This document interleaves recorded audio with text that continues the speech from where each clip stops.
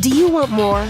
More time, more balance, more love, more sex, more money, more real, and less bullshit? This is the Women Wanting More podcast with Dr. Karen Osborne. Real life, real stories, plus real tips to get you more of what you want.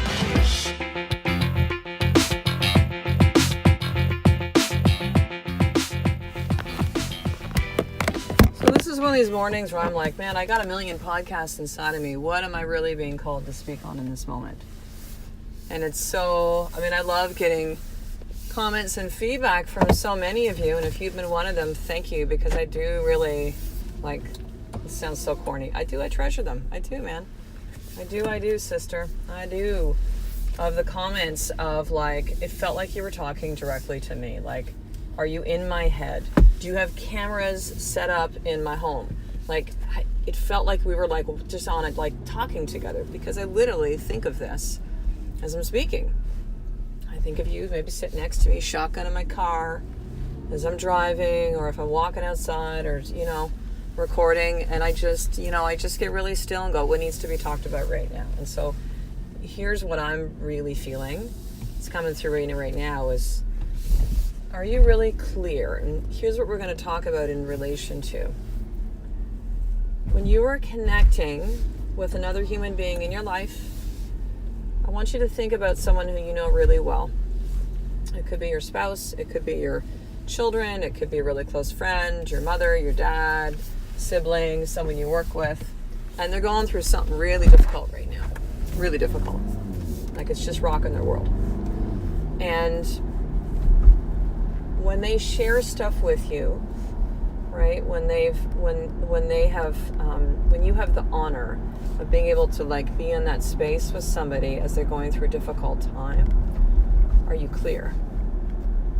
And what I mean by that is, are you clear in being able to just simply listen and be next to that person? I think one of the most honoring things you can do for another human being when they are in any kind of a painful situation is just to be next to them in it.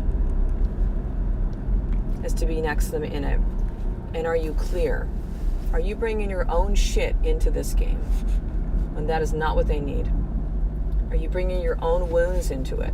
Are you actually throwing fuel to that fire and not just sitting in the fire next to that woman, next to that man? See, it's very difficult, and I think also very easy that, we have our experiences, right? And so, of course, we're going to bring those into conversations, or if people ask us for feedback or advice, or what do you think in some way.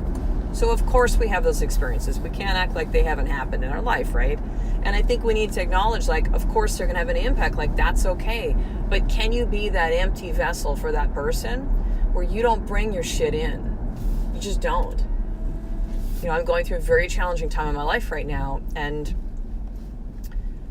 I am seeing some people come forth that the things that they, and I've, it's a lot of the stuff that I'm working through. It's very, very private. I'm not talking about it on podcasts. It's, it is what that is. And I'm going through this journey experience, and I know what I want as that outcome. And what I've experienced is there's some people that have told me things.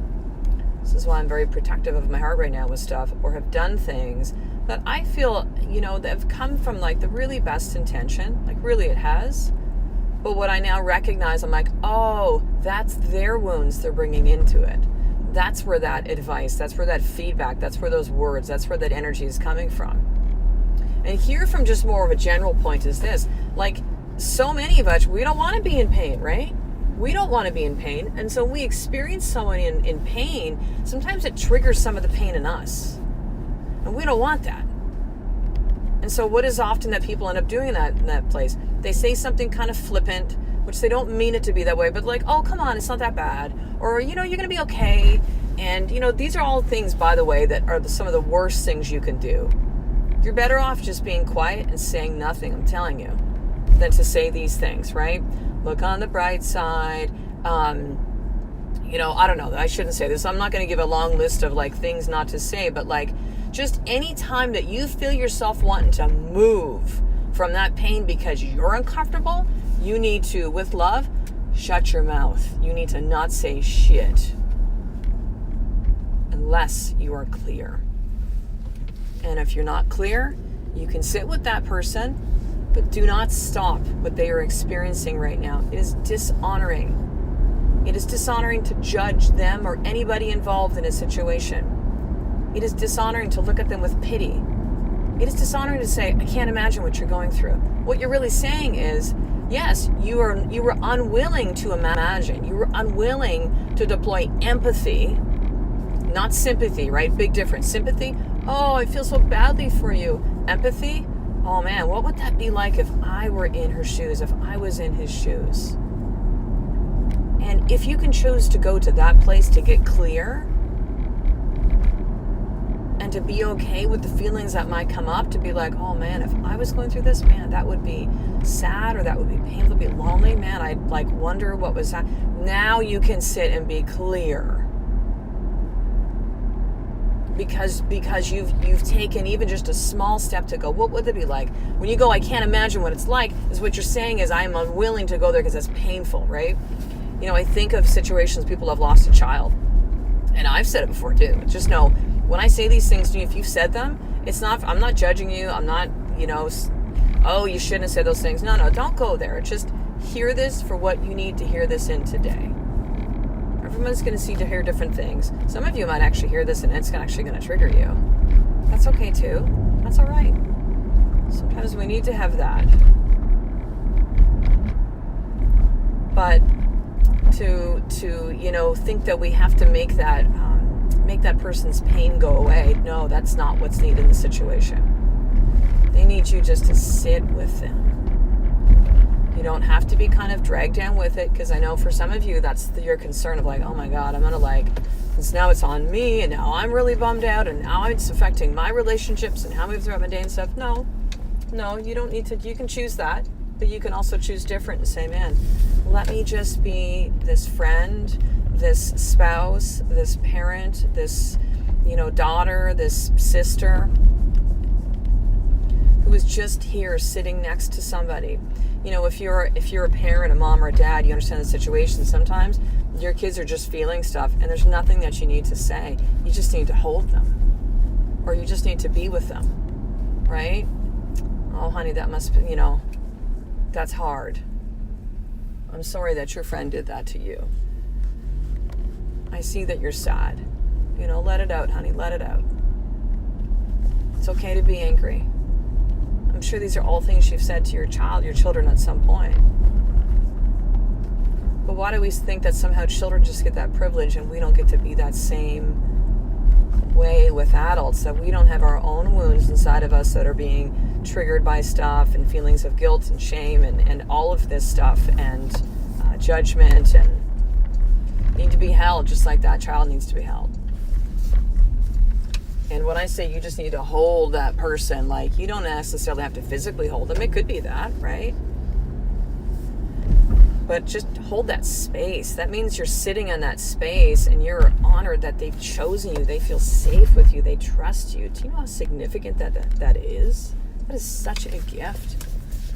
That someone has shown up that way and they've put the armor down to open up to you. So, take that as the privilege that is. And really get clear. And again, if you don't know what to say, or you're afraid of saying the wrong thing, it's probably because you're going to say the wrong thing. So just don't say anything. Just sit with them. I remember when I was in practice as a chiropractor, and when we had the first visit for a new patient, and I would sit there and I'd listen. It'd be so interesting because people often in a healthcare experience with a lot of other doctors, specifically medical doctors, are used to they're just interjecting of questions, or they got a couple minutes and they gotta vomit out all the information, because pretty soon he or she is gonna have their hand on the doorknob and they're out the door, right? And so when I would say to them you know what, I'm, after we'd kind of introduce and I'd explain what I did, and we'd connect with, how they heard about the office and create, just get to know them a little bit for a couple of minutes. And then I would just say, hey, you know what? I'm just going to sit here and listen because I really want to understand you fully. And so let's, you share with me, what do I need to know about what's happening in your body and your health and your life right now? And it's interesting because, a lot of newer patients be like, well, what do you mean? They're waiting for the questions to get triggered. I go, just share with whatever we want to share. Now, for a lot of times I'd have to ask some more questions. But just to give them that space to just like talk. And I would not like talk a lot. And you know what was really cool? The less I talked, the more people felt heard. The less that you talk, the more that person will hear you. That they'll feel you. Right? You're not patting their back and saying, oh, it'll be okay, when they don't feel it's going to be okay. When you show up that way, that's patronizing. That's like pitying. That's not hearing them. That's you saying, I don't want to feel your pain. So, I don't want to even see your pain because it's hard for me to see your pain, let alone feel it. So let me just tell you it's going to be okay. And then oh, it's okay. We'll be fine kind of thing. Or haha, make a joke about it or something. No, honor them. But when you enter that sacred space where someone has opened up and they're sharing that stuff, they don't need your judgment. They don't need you to fix it, make it go away. They don't need you to say awful things about maybe other people that are involved in a situation. They don't need to say life is unfair because you've already thought all these things and are maybe thinking them already. They don't need your pity. Do not pity these people. Do not judge them. Do not pretend like it's not going on. That is dishonoring. Be with them. Be clear. Let them speak and share. And if you feel compelled to say something, get clear before you do. Don't have an agenda. And it might be something just so simple of, I'm so sorry that you're going through all this. I'm here. I see you. I hear you.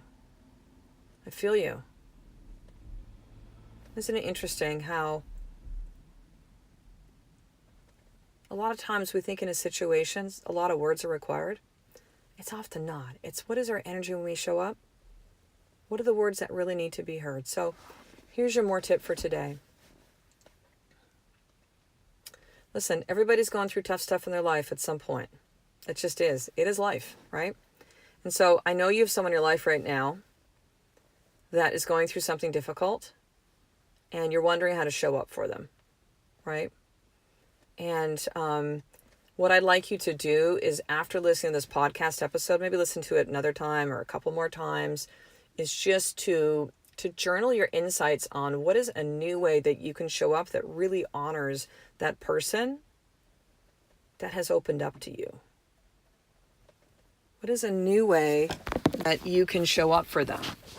And here's what I don't want you to do. Don't beat yourself up for how you've shown up. If your insights are like, oh my God, I did everything wrong. No, you did what you thought was the right thing to do at the time and honor that. And that's okay. Don't beat yourself up. That will get you, that person, nowhere. But really, what are your insights after hearing this episode?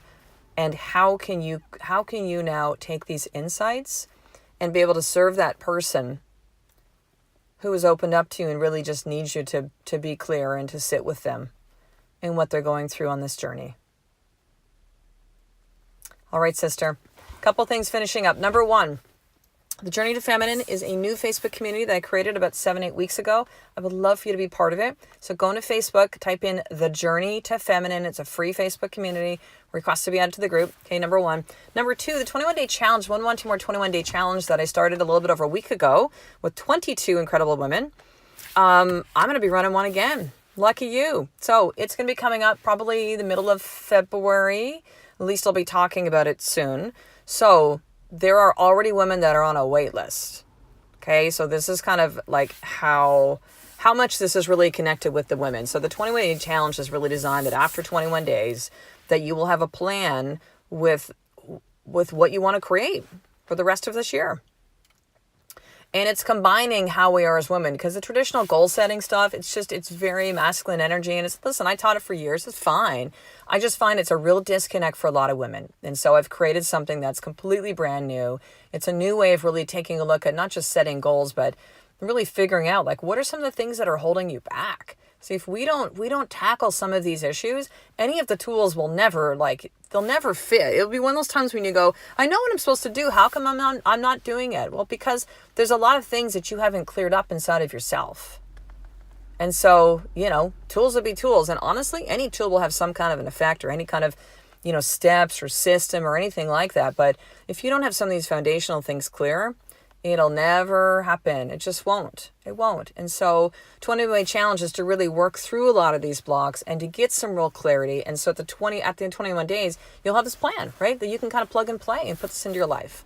And so I already have, and there'll be 21 spots. I already have, I think, about 15 women on the wait list. Like, it's really filling up. So if you want to be on the list, and being on the list means that you get advance notice. You get 24-hour period, okay? And it's first come, first serve to get one of those 21 spots. So the 21 spots, actually 22, filled up in the 7 days kind of leading up to it. I really see with the excitement, anticipation right now that it's going to fill up in 48 hours. So that means if you want a spot, you have a much greater chance of getting in and get a seat in the 21-day challenge if you get on the list. So to get on the list, all you have to do is email me. So drkarenosburn@gmail.com. So drkarenosburn@gmail.com. And just put in the subject line, please add me to the list. Okay, I'll know exactly what that means. I'll respond back saying, I gotcha. We'll put you on the list. And then coming up about mid-February, be checking your inbox, maybe turn on notifications, because then as soon as that day hits, when you have the 24-hour period, I will be sending out emails to all the women that are on the list. And again, it's first come, first serve. They're going to go up super fast. So I know when I did this last time, right away, I think 12 spots got taken in the 24 hours. So I really see now again that it'll be like 48 hours and like, it'll be done. It'll be done. And what's really exciting is I have something actually even after that. So women that are graduating through the 21-day challenge, they have another step they can actually go into from there, which will take them to that next level. So all sorts of amazing stuff. But yeah, if you want to get on the list, email me, drkarenosburn@gmail.com. Say, I want to get on the list, and I will make sure to add you to it. All right, sisters. So I'll talk to you on the next episode. A life of more is one step away on you getting clear for yourself and for those that need you in your life and in their life every single day. I love and appreciate you. To get the show notes of each Women Wanting More episode, including the How to Get More tip, subscribe to the newsletter at drkarenosburn.com/newsletter.